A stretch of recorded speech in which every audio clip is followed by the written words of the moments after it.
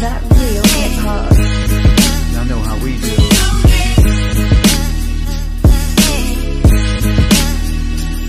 You're listening to Philly Zone, Matthias, aka Mr. 16 Bars. That real hip hop. Try to tell people that Philly is a special breed. They hate to see us on top, they hate to see us on. They hate to see us come up, they hate we on. They hate the moves that we make because it's made to break them. We give them knowledge on tracks and hope our words can save them. I guess it's hard to get props when you know you lesser. So we right on your heels, I hope you feel the pressure. Rappers taking a roll, my shoes that never fit them. Before you come at a king. I got 3 kids, dude. 2 of them aren't mine. Like they're my girls' kids, but I call them my kids. Their dad's a piece of shit. I stepped up. I'm fucking dad, right? I like those kids. I like those kids. I have one that I made. Fuck him. He's the worst. He's the worst because he costs me money, dude. He's always there and he costs me money. I pay child support because of him. Like the other ones are free, but this one's $1,100 a month. Fuck that shit. That's a lot of money, dude. $1,100. I've been paying that since he was 2 years old. He's 12 now. It's a lot of fucking money. $1,100. That's what I call him now. $1,100. Come over here.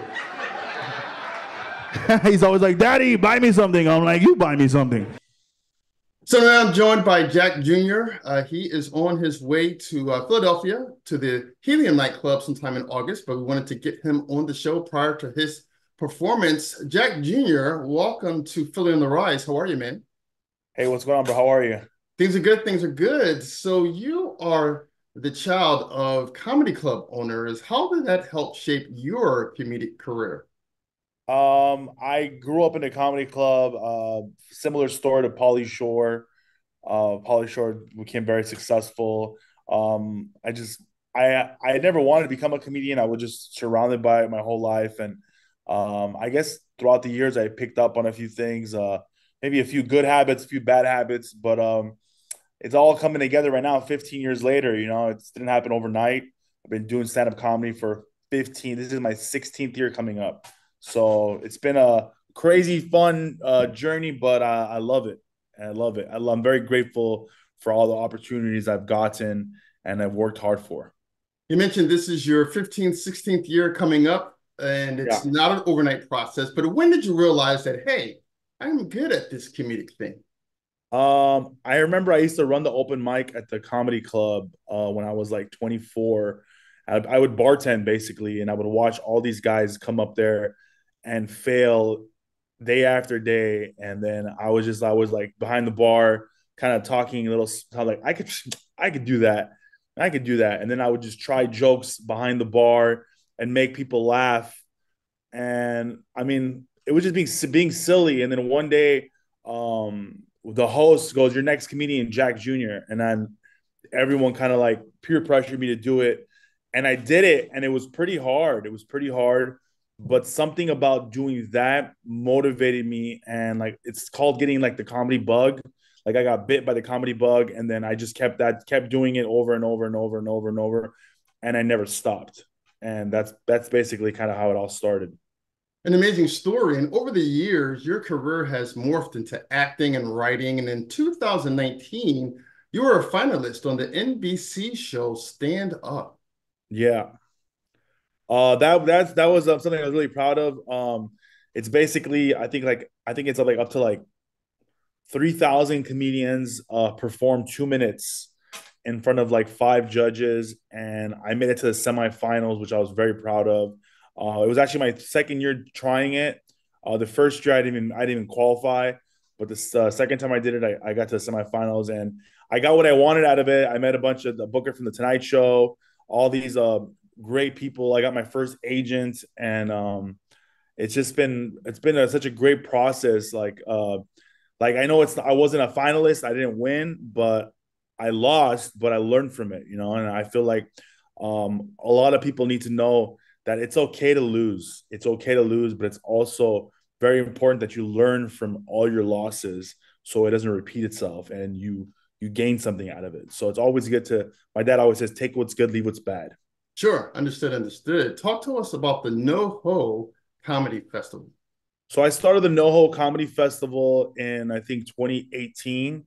And this was just another way for me to just connect comedians with each other and learn more about the business side and learn more about producing, networking, and it was a way for me to get closer to the industry because then I got to bring in the industry, and instead of me going to the industry, I brought the industry to myself, and I ended up making a lot of amazing connections. We've done the festival a few times. Then COVID happened, and we had to shut down the festival. But then we recently did it last year, and it's just a fun way. I fly out. Basically, I fly. What is it like? 20 comedians from all over the country. They submit, and we choose 20 to 25 at max. They come perform. They get 3 industry showcases. They get like we've had like casting directors. Netflix is a joke was there. We have a bunch of producers, agents, managers, cruise ship booking agents at the festival, watching these comedians perform, and it's just a great time. We take them out, we show them, we take them to bars, dancing. It's just like a fun. It's basically like a summer camp for comedians where they end up having fun and learning something. That's what I wanted to do. I wanted to bring something to LA where it was fun and very informative. You were also a part of Make America Laugh Again. Yeah. I did that documentary. This is when the travel ban was going on. Being that I am Middle Eastern, I'm Armenian. A lot of us got together and we did this little documentary. It's on Amazon Prime called Make America Laugh Again, and has a bunch of great comedians on it. And it's still on there right now. You can go watch it. Just want to rewind a certain part in our conversation. You mentioned how failure and you failed, but you were able to overcome that failure. Take us into that. Obviously failure sucks and it's hard to do it while you're in the midst of it. But what for you, Jack Jr., helped you to propel yourself over that failure? My family. I mean, I just feel like I have kids, I'm a father, and I really feel that I never want to let them down. And even if I do fail, I'll always keep my head up and just keep pushing forward for my family, for myself. And I just think you got to lead by example. So my kids are here watching me. They're watching me fail. My wife's watching me fail, but it's not how you fall, it's how you get up. Understood. 100%, 100%. You've been on stages for 15 years, as you mentioned, and I'm quite sure you've had an interesting story or two that has happened to you. So give us one of those interesting PG type stories that has happened to Jack Jr. while he's been performing. There are not a lot of PG stories, but there's a few. The most one I could think of is because as a comedian, the hardest part about being a comedian is the traveling. So when you travel a lot, you're eating a lot of fast food. You're staying up late. You're sleeping bad. You're sleeping in really bad beds because you're not at like the best hotels. Like I mean, especially starting out. So like the hardest part is traveling. So like you're getting bad sleep. You're eating bad. You're just living an unhealthy life. You're drinking you're drinking. You're partying, and it gets to the point where you're like, I can't do this to myself no more. So you try to eat healthy. So I was in Reno at the Silver Legacy Casino performing, and I was there for a whole week. So I decided I was performing at the Laugh Factory, and I decided, so this week I'm going to just not drink. I'm going to eat super healthy. I'm going to work out every day. And I think it was day 3. I went and ordered a salad. And then the next day I got food poisoning. Oh, from a salad. From a salad. And then I'm like, see, this is God's way of telling me to keep eating McDonald's. He's punishing me. You should have stuck with those burgers. You should have stuck with those burgers and fries. I should have stuck with the burgers. I had a salad, and I guess this is when the whole E. coli thing was going on in the Bay Area. I don't know if you remember that. There was something going on in California. And I guess I had a salad. And when I tell you, I had to fly my wife out. I flew her out to come take care of me because I couldn't get out of bed. I was in so much pain. I think I lost like 15 pounds, which the funny part was I looked amazing.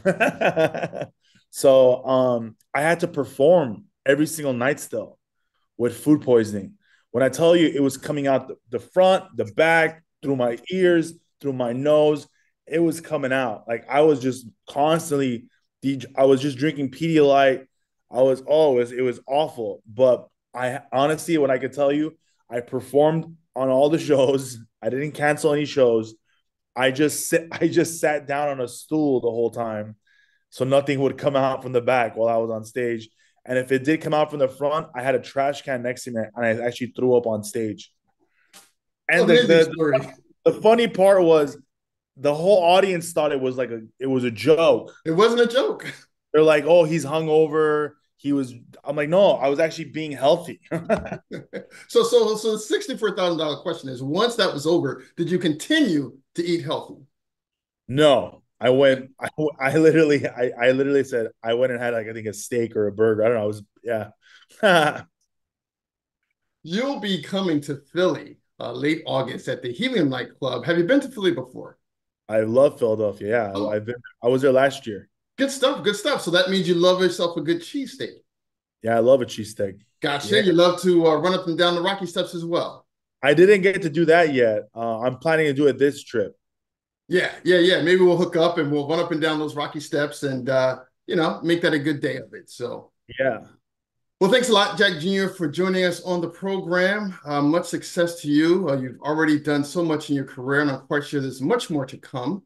We look forward to seeing you in Philly, and we'll talk to you soon. Thank you so much. See you guys soon. Philadelphia. Let's go.